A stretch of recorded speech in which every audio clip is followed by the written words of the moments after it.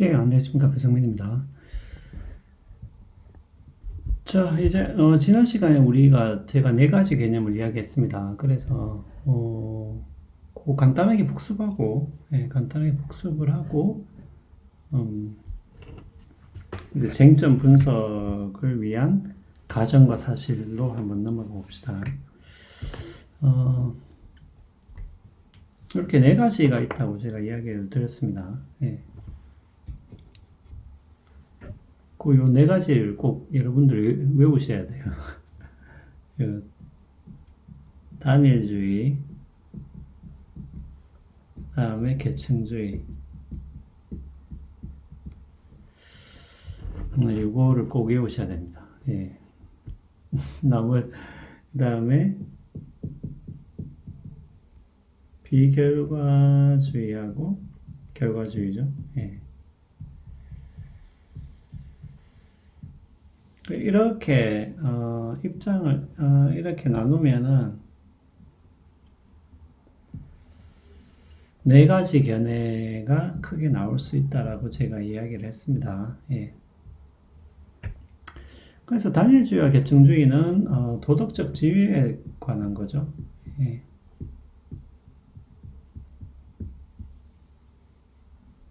단일주의는 도덕적 입장을 취할 수 있는 모든 존재는 도덕적 지위가 동일하다는 그런 입장이었죠. 예. 동물하고 인간이 똑같이 도덕적인 입장을 취할 수 있기 때문에 같은 도덕적 지위를 갖는다라는 그런 얘기가 되겠습니다. 특히 여기서는 그게 중요하다고 했죠. 그러니까 도덕적 지위라는 거는 뭡니까? 단일주의에서는 도덕적 지위라는 것을 그냥 있거나 없거나 둘 중에 하나라는 거죠. 어떤 정도의 차이를 두지를 않죠. 예. 있으면은 있는 것이고, 똑같이 있는 것이고, 없으면 그냥 없는 것이고, 예. 어떤 계층이나 정도의 차이를 두지 않는다. 반면에 계층주의는 기본적으로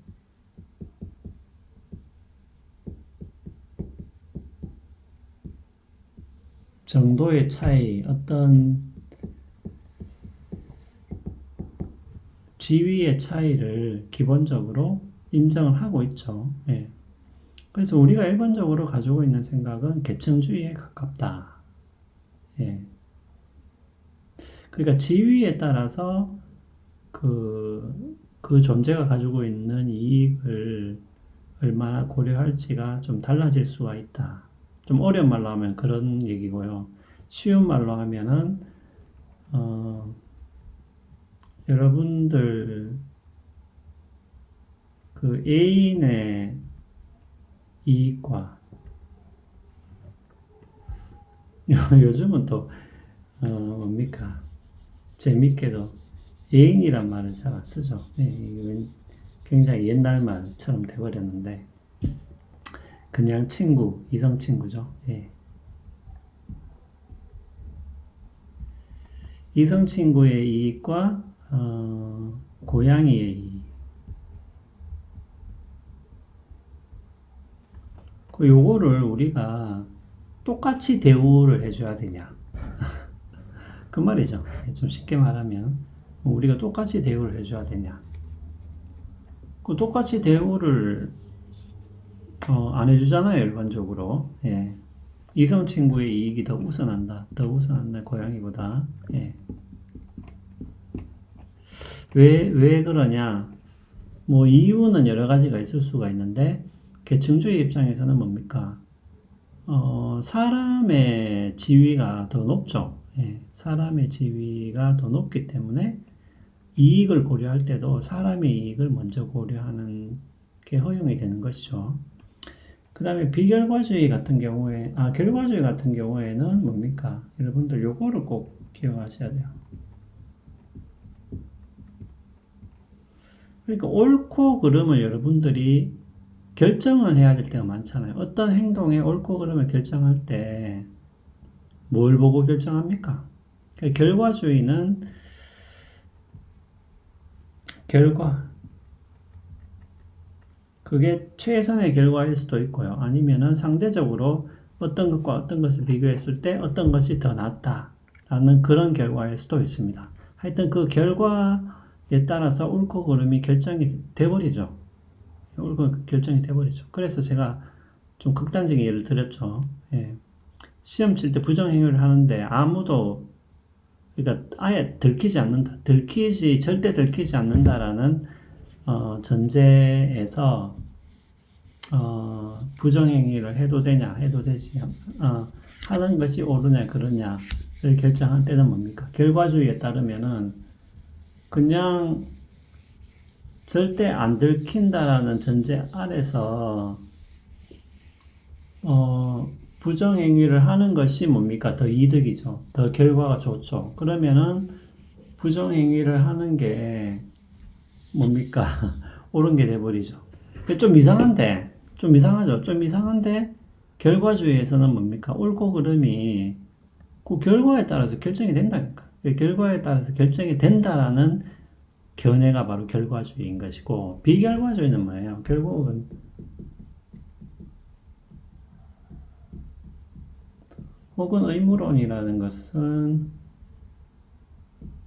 뭡니까? 좀 쉽게 말하면 항상 결과에 따라서 결정되는 것은 아니더라. 네, 아니더라. 결과와 상관없이 옳고 그름이 결정될 수 있는 것이 있더라 하는 것이 결과주의인 것이죠. 예. 그렇게 여러분들이 기억을 해주시면 되겠습니다. 자, 그러면은 쟁점 분석을 위한 가정과 사실을 한번 넘어가 보죠. 우리 3번. 그래서 첫 번째는 뭐가 나옵니까? 첫 번째는 한 사람을 죽여서 다섯 사람을 살리는 것이 왜 허용되지 않느냐. 그러니까 의무론의 관점에서는 허용이 안 된다는. 한 사람을 죽여서 다섯 명을 살리는 것은, 네. 혹은 비결과주의 입장에서 안 된다라는 거죠. 네. 그래서 여러분들 우리 용어 개념과 정리에도 보면 의무론에 보면 이런 말이 나오잖아요. 어떤 행위의 허용 가능성을 결정하는 것은 단지 그 행동의 결과를 다른 결과들과 비교해 평가하는 문제가 아니다. 그 단순히 행동의 결과를 비교해서 평가함으로써 그 행위의 허용 가능성이 완전히 결정돼 버리는 것은 아니다라는 뜻이죠. 자, 그러면은 왜 안 됩니까? 한 사람을 죽여서 다섯 명을 살리는 게.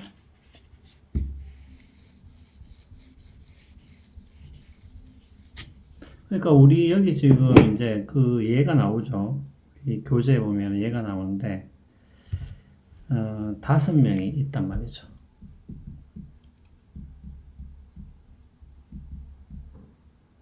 한 사람이 있어요. 근데 이제 뭐 이것도 일종의 가상적인 사례라고 해봅시다. 그러니까 이 사람을 죽여서 그 장기를 사용을 하면은 다섯 명을 살릴 수가 있다. 근데 뭡니까? 그냥 가만히 있으면은 다섯 명은 죽고, 예. 그러니까 이런 거죠. 여기 있으면 되겠네요. 그러니까 한 명이 죽으면은 다섯 명이 살고요. 두 번째 경우는 한 명만 살고 다섯 명이 죽는 결과를 초래하게 되는데, 그러면 둘 중에서 얻은 게 결과가 더 좋습니까? 그 위에 게 결과가 더 좋은 거죠. 예. 가령 두 개만 비교하자면 1번과 2번만 비교하자면 1번이 더 낫다. 그럼 결과주의에 따르면은 뭡니까? 요 사람을 죽이는 것이 허용이 된단 말이에요. 도덕적으로 허용이 된다. 예. 결과주의에 따르면 그렇다는 거죠. 예. 하지만 의무로 우리 비결과주의에 따르면은 안 된다. 안 된다. 아무리 이 사람들이 산다 할지라도 안 된다. 예. 자, 그러면은 여기서는 우리 비결과주의에서는 우리 교재도 나오는데 그 구분이 중요하다는 거죠. 그러니까 1번 같은 경우는 킬링이지, 킬링. 그러니까 F라는 사람을 죽이는 거잖아요. 킬링인 것이고, 이건 킬링이죠. 이거는, 그럼 그냥 가만히 있으면은 이 사람은 자연적으로 죽는 것이고, 이 사람은 사는 것이고, let die. 그러니까 죽게 내버려 두는 것이죠. 예. 자, 그래서 결과주의에서는 요거 좀 지울게요. 지우고 옆에 써야 돼요.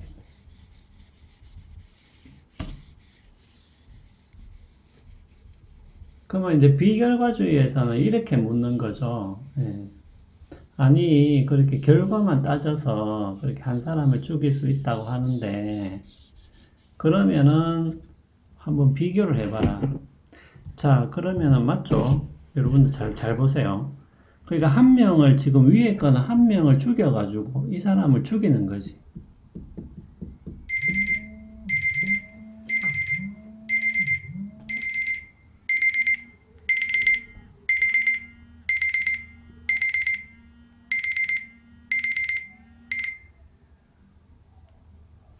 아이고, 자, 맞잖아요. 위에는 한 명을 죽여야지만이 한 명을 죽여가지고 5명을 살린 거니까 이걸 죽인 거지. F를 죽인 거죠. 예, 여기 A, B, C, D, E가 있고 F가 있었을 때 이건 F를 죽이는 거고 요 밑에 상황 한 명은 F는 살고 5명이 죽는 요 상황은 여러분 잘 보세요. 누구를 죽인 건 아니잖아요. 그냥 이 사람은 병에 걸려서 자연적으로 죽은 거지. 자연적으로 죽은 거고, 이 사람도 자연적으로 산 거지. 누구를 죽인 건 아니잖아요. 맞잖아요. 고의적으로 의도를 가지고 그래서 이건 let die. 그러니까 let die라는 얘기는 죽게 내버려 뒀단 말이에요. 죽게 그냥 가만히 있었단 말이에요. 그러니까 비결과주의에서 하는 얘기는 아니 너도 생각을 해봐라. 그냥 가만히 있어서 죽게 내버려 두는 거하고 고의적으로 죽이는 게 같냐라는 거죠. 같습니까 여러분? 아니 그러니까 이거는 다르잖아요. 아니 다르지. 여러분들이 칼을 가지고 가가지고 고의로 누구를 죽이는 거하고 그냥 가만히 있어서 누군가가 죽는 거하고는 아무 짓도 안 했어. 여러분도 아무 짓도 안 하고 상대방도 아무 짓도 안 하고 근데 상대방은 원래 병에 걸려서 죽었단 말이죠. 그럼 그냥 가만히 있은 거잖아. 죽게 내버려 준 거죠. 예. 그거하고는 우리가 똑같이 취급하지가 않죠. 당연히. 그게 다르단 말이에요. 그러니까 비결과주의에서는 요 두 가지 상황이 다르기 때문에 뭡니까? 다르기 때문에 킬링은 안 된단 말이에요. 죽이는 것은 안 된단 말이에요. 그러니까 위에 게 안 된다라고 그렇게 이야기를 하는 거죠. 자, 그러면은 우리 쟁점 분석을 위한 과정과 사실 계속 이어서 절대적 의무론과 온건한 의무론의 차이 이어서 설명하도록 하겠습니다.